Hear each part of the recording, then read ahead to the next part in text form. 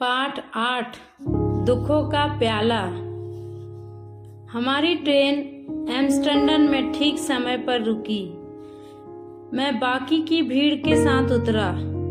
मेरी मोटे सूती कपड़े की पैंट अभी भी चिल्ला रही थी, लेकिन मेरा सूटकेस जितना मैं वर्षा लेकर गया था उससे हल्का था। मैं सीधे विट जाने की बजाय वेस्ट्रा परिवार से मिलने एम्स्टर्डम के उनके नए घर में गया। यह घर भूरी ईंटों से बना एक सुंदर घर था, जो नदी के पास पेड़ों की कतार वाली गली में था। घर के सामने एक नई चमचमाती हुई हल्के नीले रंग की फॉक्सवैगन खड़ी हुई थी, जिसके बारे में मिस्टर वेस्ट्रा ने लिखा भी था। मैंने अपना सूटकेस फुटपाथ पर रखा और उस छोटी कार के दरवाजे को खोलने की कोशिश की। वैसे बेटा, तुम इसके बारे में क्या सोचते हो? मैं घूमा और मिस्टर वेस्ट्रा को मुझ पर मुस्कुराते हुए पाया। वो मुझे थोड़ी देर को घुमाने के लिए तट पर ले गए। उन्होंने कहा, चलो अब घूमना फिरना बहुत हो गया, अब मुझे पोलैंड में अपनी यात्रा के बारे में बताओ। इसलिए बाकी की दोपहर मैंने वेस्ट्रा को अपनी यात्रा के बारे में बताया। मैंने उन्हें यह भी बताया कि कैसे मुझे बाइबल से वह पद एक अनोखे रूप में मिला। मैंने उनसे पूछा, लेकिन मैं कैसे किसी चीज को दृढ़ बना सकता हूँ? मेरे पास किस प्रकार की सामर्थ्य है? मिस्टर वेस्ट्रा ने अपना सिर हिलाया। वो मेरे साथ इस बात में सहमत थे कि एक अकेला डच निवासी जिस प्रकार की जरूरत का मैं विवरण दे रहा था, शायद ही उसका उत्तर हो, लेकिन श्रीमती वेस्ट्रा थी जिन्हें सब समझ आ गया था। उन्होंने खुशी के साथ कहा, कोई सामर्थ्य नहीं। क्यों तुम्हें यह नहीं पता कि जब हम ज्यादा कमजोर होते हैं तो परमेश्वर हमें अपने कार्य के लिए सबसे ज्यादा इस्तेमाल कर सकता है? अब मान लो वह तुम नहीं बल्कि पवित्र आत्मा था जिसने फौलादी पर्दे के पीछे कार्य करने की योजना बनाई थी, और तुम सामर्थ्य की बात करते हो। विट में मेरी वापसी ने मुझे अचंभित किया। पड़ोसियों ने सारी शाम सवाल जवाब किए। 1955 में हर एक जन तब सवाल कर रहा था जब फौलादी पर्दे के पीछे की मेरी यात्रा की बस शुरुआत ही हो रही थी, और साम्यवादी समाज अभी भी रहस्यमय ढंग से छिपा हुआ था। लेकिन आखिरकार हमारे छोटे सेतु से आखिरी मेहमान भी चला गया और अब सोने का समय हो गया था। मैंने अपने हाथों को बढ़ाकर लगभग खाली सूटकेस को उठाया और छत पर जाने के लिए कुर्नेलियस के पीछे पीछे सीढ़ी पर चढ़ने लगा। गेल्टज ने कहा, एक मिनट रुको एडी। मैं रुक गया। हमें तुम्हें कुछ दिखाना है।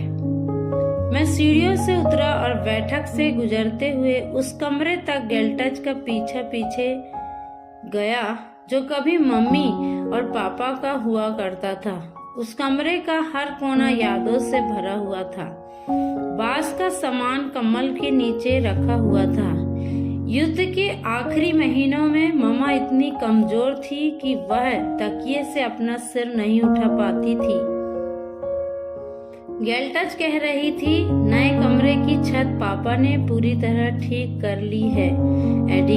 हमने फैसला किया है कि तुम इसे अपने मुख्यालय के तौर पर इस्तेमाल कर सकते हो। मुझे कुछ क्षण तक सांस नहीं आई।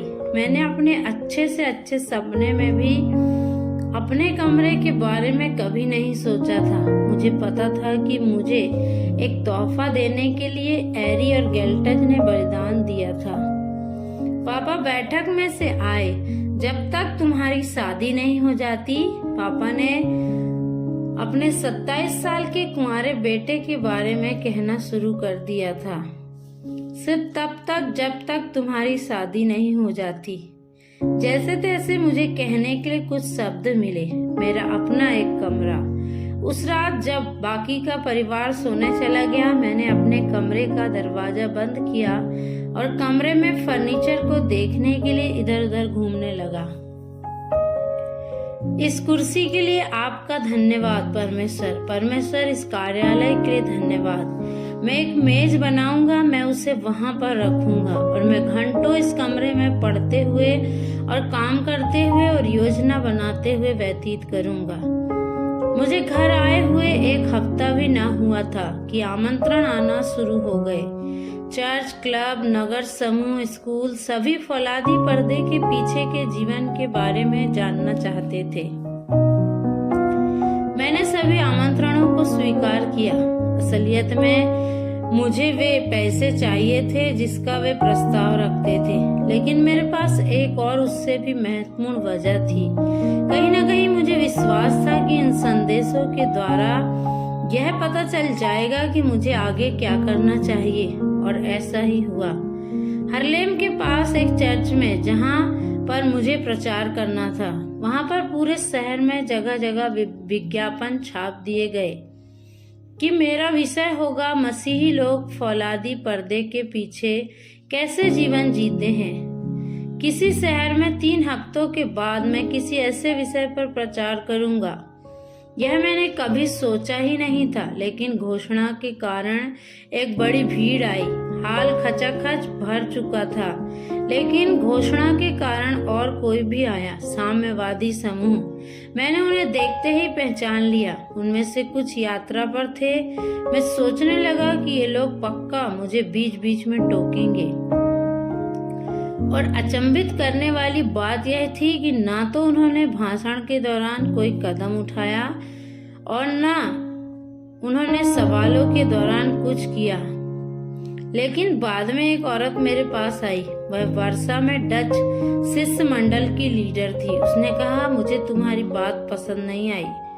मुझे क्षमा कीजिए, मुझे नहीं लगता कि ऐसा होना चाहिए था। उसने कहा, तुमने कहानी का सिर्फ एक भाग बताया। जाहिर है तुमने ज्यादा देखा ही नहीं है। तुम्हें ज्यादा यात्रा करने की, ज्यादा देशों में जाने की और ज्यादा अगुओं से मिलने की जरूरत है। मैंने कुछ नहीं कहा। वह कहना क्या चाहती थी? दूसरे शब्दों में, तुम्हें दूसरी यात्रा पर जाने की आवश्यकता है और मैं तुम्हें यही सुझाव देने के लिए आई हूँ। मैंने अपनी सांस रोकी। मुझे यह काम सौंपा गया है कि मैं हॉलैंड से 15 लोगों का चुनाव करूं, ताकि उन्हें चेकोस्लोवाकिया की एक यात्रा पर भेजा जाए। वे 4 हफ्तों के लिए भेजे जाएंगे। वहां पर छात्रगण, आचार्य और संसार से जुड़े हुए लोग भी होंगे, और हम चर्चों से भी कुछ लोगों को लेकर जाना चाहते हैं। क्या आप आएंगे? क्या यह परमेश्वर की योजना थी? क्या यह मेरे लिए उसकी योजना का अगला खुलता हुआ दरवाजा था? मैंने परमेश्वर के सामने पैसों के विषय में सवाल रखने का फैसला किया। मुझे पता था कि इस प्रकार की यात्रा में बहुत सारे पैसों की जरूरत होती है। मैंने एक सांस में यह छोटी सी प्रार्थना की, परमेश्वर, अगर आप चाहते हैं कि मैं जाऊं तो आपको एक माध्यम उपलब्ध कराना होगा। मैंने कहा, धन्यवाद, लेकिन ऐसी यात्रा के लिए कभी मेरे पास पैसे नहीं जुट पाए तो मुझे क्षमा कीजिए। मैं अपने साथ लाई हुई तस्वीरों को पैक करने लगा। मैं उस औरत को अपनी ओर घूरते हुए महसूस कर सकता था।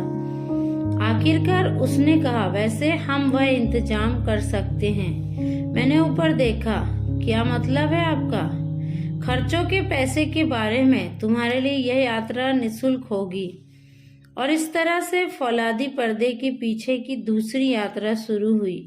अपनी खुद की मुश्किलों से निकलने और लोगों के लिए एक छोटे समूह के साथ। यह यात्रा काफी कुछ पोलैंड वाली यात्रा की तरह थी। मैं लगातार यह सोचता रहा कि परमेश्वर की इच्छा क्या है। वह चेकोस्लोवाकिया में मुझे क्या सिखाना चाहता है। और चौथे हफ्ते के अंत में मुझे जवाब मिल गया।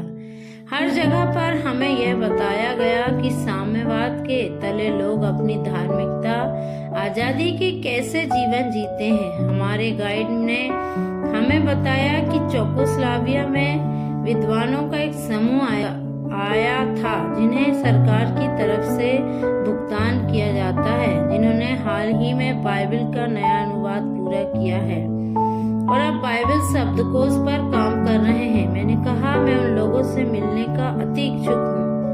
अतः उस दोपहर मुझे प्रेग में बीचों बीच एक बड़ी कार्यालय इमारत में ले जाया गया। वह इंटरचर्च सेंटर अर्थात चेकोस्लोवाकिया के सभी प्रोटेस्टेंट चर्चों का मुख्यालय था। चर्च की भौतिक सुविधाओं का आकार और उनका बनाए रखने की क्षमता के लिए मेरा पहला भाव था आश्चर्यजनक। मुझे कार्यालय में से एक में ले जाया गया जहां पर विद्वान लिखने वाले आदमी कागजों के ढेर के पीछे काले कोट पहने हुए बैठे थे। यही वे लोग थे जिनके बारे में मुझे बताया गया था कि उन्होंने नए अनुवाद पर काम किया था। मैं बहुत प्रभावित था, पर धीरे धीरे कुछ नए सच मेरे सामने आने लगे। मैंने पूछा कि क्या मैं नए अनुवाद की एक कॉपी देख सकता हूँ, और मुझे बहुत से लोगों के द्वारा अनुवाद की एक मोटी पुस्तक दिखाई गई। मैंने पूछा, ओह, क्या अनुवाद अब तक प्रकाशित नहीं किया गया?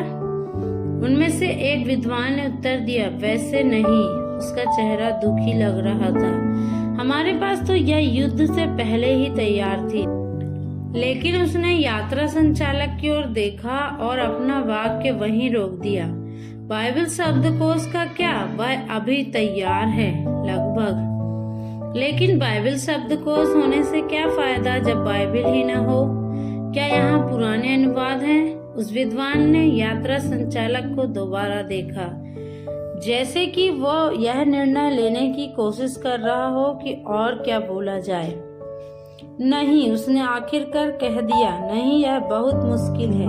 आजकल बाइबलों को ढूंढना बहुत कठिन है। यात्रा संचालक ने जताया कि साक्षात्कार खत्म हो गया। मुझे सवाल पूछने का मौका दिए बिना ही बाहर निकाल दिया गया। मुझे उस छल कपट की थोड़ी बहुत झलक दिख गई थी। इतने धार्मिक राष्ट्र के धर्म पर सीधे हमला न करके शासन प्रणाली एक नया तरीका अपना रही थी। उन्हें हराने का खेल खेला जा रहा था। वो बाइबल के नए अनुवाद का निर्माण कर रहे थे, ऐसा अनुवाद जो आज तक प्रकाशित नहीं हुआ। वो बाइबल के नए शब्दकोश का निर्माण कर रहे थे, लेकिन उनके पास शब्दकोश के साथ इस्तेमाल के लिए कोई बाइबल नहीं थी। अगले दिन मैंने गाइड से जुनामोगोनोवा नंबर 9 में स्थित इंटरडिनोमिनेशनल बुक स्टोर ले जाने को कहा। मैं खुद यह देखने के लिए बहुत इच्छुक था कि एक बाइबल को खरीदना कितना मुश्किल है। उस दुकान में मैं संगीत, स्टेशनरी, तस्वीर, मूर्ति, क्रूस, पुस्तकों से लेकर धर्म से जुड़ी हुई हर चीज का भंडार था। हॉलैंड में ऐसी किसी भी दुकान में एक पूरा भाग बाइबल के अलावा अलग अलग संस्करणों के लिए समर्पित होता। मैंने बिक्री करने वाली महिला से पूछा, क्या मैं एक लाल अक्षर वाली बाइबल देख सकता हूँ? अब तक मुझे पता चल चुका था कि मेरे लिए अंग्रेजी और जर्मनी भाषा के बीच में बातचीत करना इतना मुश्किल नहीं था। बिक्री करने वाली महिला ने अपना सिर हिलाया और कहा, मुझे क्षमा कीजिए श्रीमान, वे अभी खत्म हो चुकी हैं। अच्छा, तो एक सफेद और काले अक्षरों वाला संस्करण है क्या? परंतु ऐसा लगता था कि वह भी उपलब्ध नहीं थी। मैंने कहा, मैडम, मैं हॉलैंड से यहाँ तक यह देखने के लिए आया हूँ कि चेकोस्लोवाकिया में चर्च कैसे प्रगति कर रहे हैं। क्या आप मुझे यह कहना चाहती हैं कि अगर मैं इस देश के सबसे बड़े बुक स्टोर में चला जाऊं, तब भी मैं एक बाइबल तक नहीं खरीद पाऊंगा? वह महिला बहाना बनाकर स्टोर के पीछे चली गई। वहां पर पर्दे के पीछे तेज और कुछ उत्तेजित बातें होने लगी और पन्नों की सरसराहट की भी आवाज आने लगी। फिर मैनेजर खुद आया। उसके हाथ में पूरे कागज में लिपटा हुआ पार्सल था। ये लीजिए श्रीमान। मैंने उसका धन्यवाद किया। मैनेजर ने कहा, यही वह नया अनुवाद है जिसकी वजह से बाइबलों की कमी हो गई है। जब तक वह नहीं आ जाती नई बाइबलें अभी प्रिंट नहीं हो सकती। वह हमारा अंतिम दिन था। हमारे लिए बड़ी योजनाएं बनाई गई थी। हम प्रेग से मॉडल समुदाय के दौरे पर जाने वाले थे, जो कि देहात में था। फिर हमें रात्रि भोज के लिए वापस आना था और फिर एक प्रेस कॉन्फ्रेंस के बाद हम सबको अलविदा कहने वाले थे। मैं शायद इस दिनचर्या को नम्रता से मान लेता, परंतु परेशानी यह थी कि यह रविवार का दिन था। यह मेरा आखिरी मौका था कि मैं अपने चारों ओर मंडराने वाले किसी गाइड के बिना चेकोस्लोवाकिया में रहने वाले विश्वासियों के साथ आराधना कर सकूं। मैंने काफी दिनों से अपने निकलने की योजना बना रखी थी। मैंने ध्यान दिया कि हमारी यात्रा वाली बस के पिछले दरवाजे में एक खराब ब्रिस्क था। बंद होने पर भी उस दरवाजे के बीच में 1 फुट चौड़ा अंतर बना रहता था। उस रात जब बस होटल से चली तो मैं आखिरी सीट पर बैठा था। हर ट्रैफिक लाइट पर मुझे लग रहा था कि मैं उस दरवाजे से बाहर निकल जाऊंगा, पर बहुत सारे लोग शहर के नज़ारे देखने के लिए घूम रहे थे। बिल्कुल अंत में एक मौका आया कि सबकी गर्दनें आगे की तरफ उचकी हुई थी ताकि वे उस कांस्य की मूर्ति जिसमें एक आदमी घोड़े की पीठ पर बैठा था देख सकें। मुझे कभी पता नहीं चला कि वो कौन था। जब यात्रा संचालक हमें उस मूर्ति के बारे में बताने लगा, मैंने अपनी सांस रोकी, धीरे से खुली हुई जगह से निकला और गली में नीचे की तरफ चला गया। एयर ब्रेक में से जोर की आवाज आई और ताकतवर इंजन की रफ्तार बढ़ी। मैं प्रेग में अकेला रह गया था। आधे घंटे के बाद मैं एक चर्च के हॉल के सामने खड़ा था। मैंने इस शहर के पिछले दौरे लोगों के अंदर आने पर ध्यान दिया था। मैं यह देखने का इच्छुक था कि एक चर्च बिना बाइबलों के कैसे कार्य करता है। कभी कभार कोई जन बाइबल से ज्यादा गीतों की पुस्तक लाया करता था, परंतु एक चीज ने मुझे उलझन में डाल दिया। कई लोग ढीली ढाली पतली नोटबुक लाए थे। वो किस लिए थी? सभा शुरू हुई। मैंने पीछे की एक सीट पर बैठने का निर्णय लिया और जल्दी में अचंभित हो गया। लगभग हर कोई वहां दूरदर्शी था। लोगों ने अपनी गीत की पुस्तकों को एक हाथ की दूसरी तरफ ऊपर हवा में पकड़ रखा था और उस पतली नोटबुक के साथ भी यही किया। फिर मैंने महसूस किया वे लोग जिनके पास पुस्तकें थी वे उन लोगों को दिखा रहे थे जिनके पास पुस्तकें नहीं थी। पतली नोटबुक में सभा के मनपसंद गानों का एक एक शब्द संगीत स्वर के साथ लिखा हुआ था। बाइबलों के साथ भी यही हुआ। जब प्रचारक ने बाइबल में से उदाहरण दिया तब वे लोग जिनके पास बाइबल थी उन्होंने उन हवालों को खोजा और उसे ऊंचा करके पकड़ा ताकि उनके दोस्त जो आसपास बैठे थे वे भी पढ़ सकें। जब मैंने उन पुरुषों और स्त्रियों को वचन के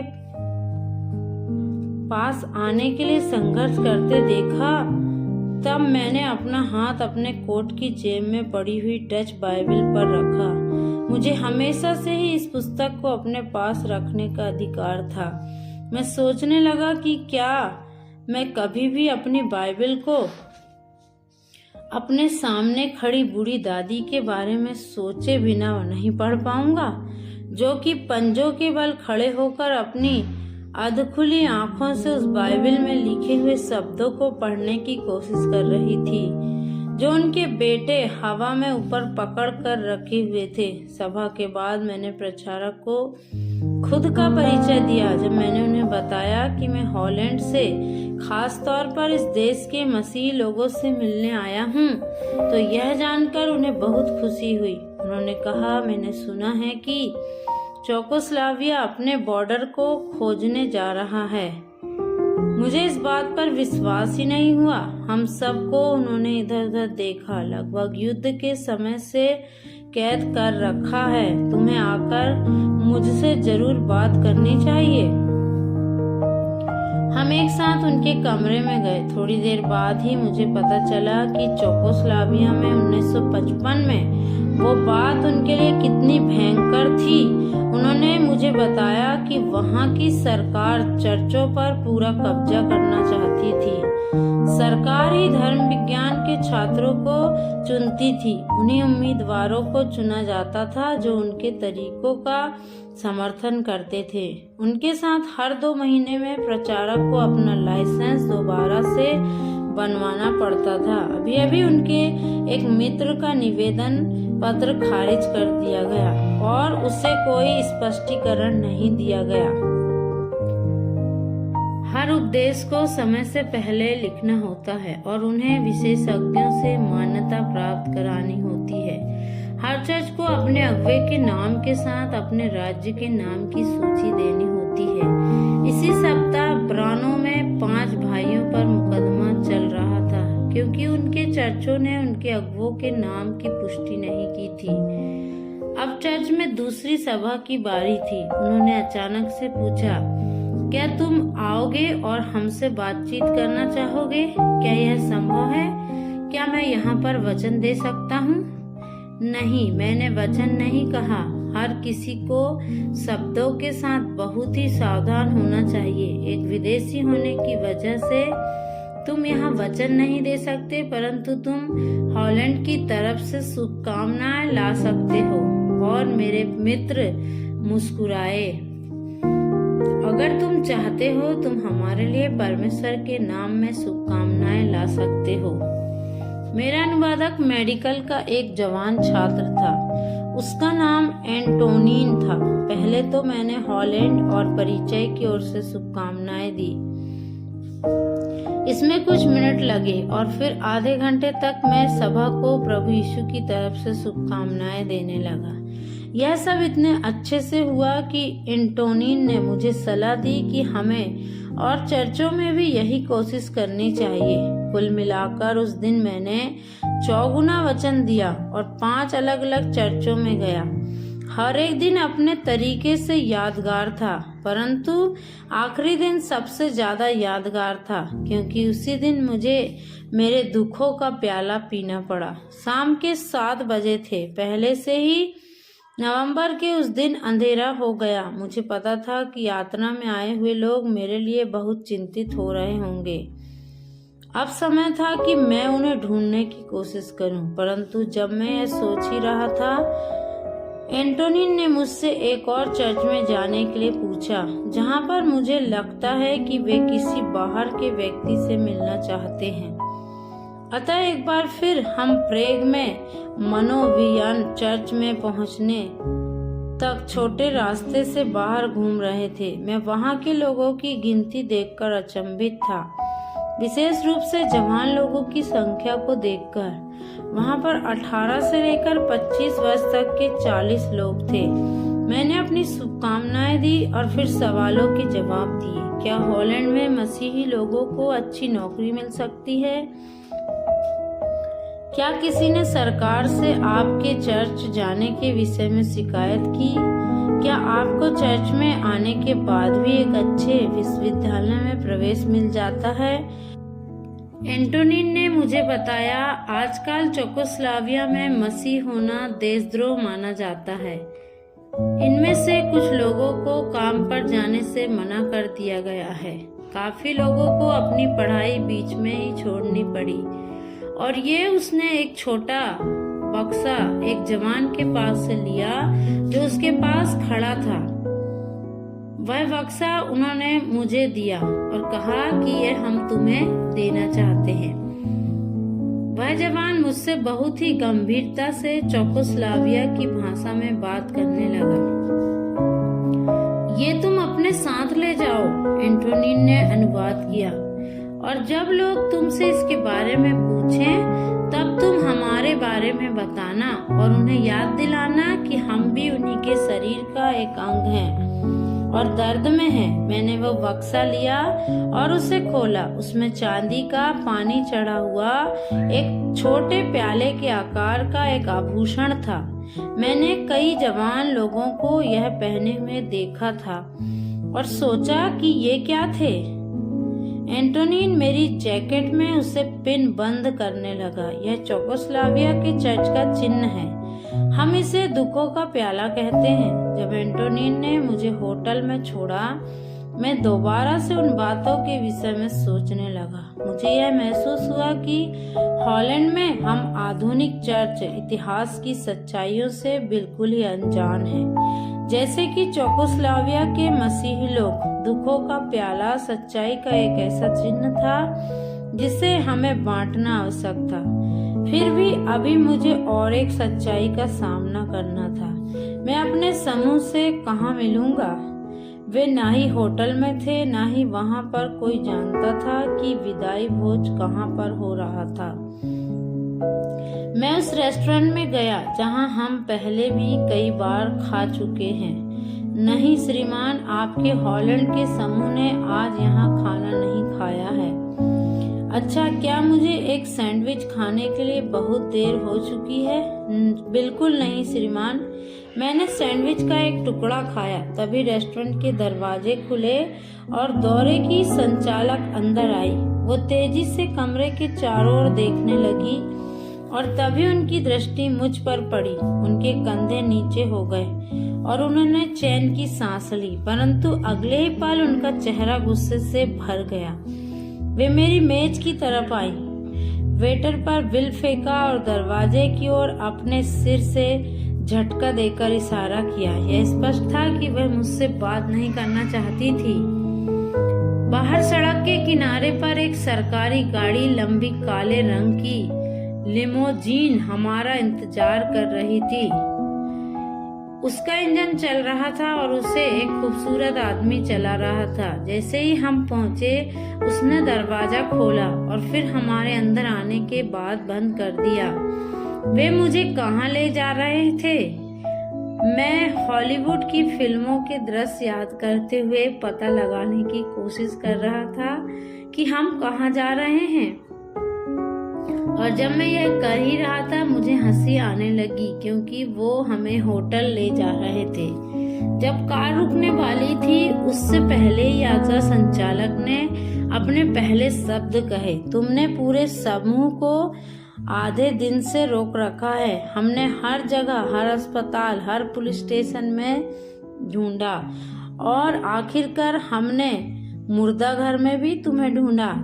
दुर्भाग्य से तुम वहाँ भी नहीं थे। कहाँ थे तुम? ओह, मैंने कहा। मैं अलग हो गया था और मैं इधर उधर घूमने लगा। सच में जो तकलीफें मैंने आपको दी है उसके लिए मैं आपसे माफी मांगता हूँ। वैसे श्रीमान, मैं आपको यह प्रशासनिक तौर पर बताना चाहती हूँ कि आपकी यहाँ पर जरूरत नहीं है। अगर आपने दोबारा इस देश में आने की कोशिश की तो आप खुद उसका अंजाम जान लेंगे। मैंने ठीक वैसा ही किया। 1 वर्ष के बाद ही मैंने पुनः चेकोस्लोवाकिया के लिए वीजा पाने हेतु निवेदन पत्र भरा, लेकिन उसे अस्वीकृत कर दिया गया। मैंने फिर से 2 वर्षों के बाद कोशिश की, लेकिन इस बार भी उन्होंने मेरे निवेदन को अस्वीकार कर दिया। मुझे इस सुंदर देश में पुनः प्रवेश करने के लिए 5 वर्षों का समय लगा और इन 5 वर्षों में मैं मसीहों पर इतना सताव देख चुका था कि चेकोस्लोवाकिया मुझे स्वतंत्र और आजाद देश नजर आ रहा था। Praise the Lord. प्रभु आप सबको आशीष दे।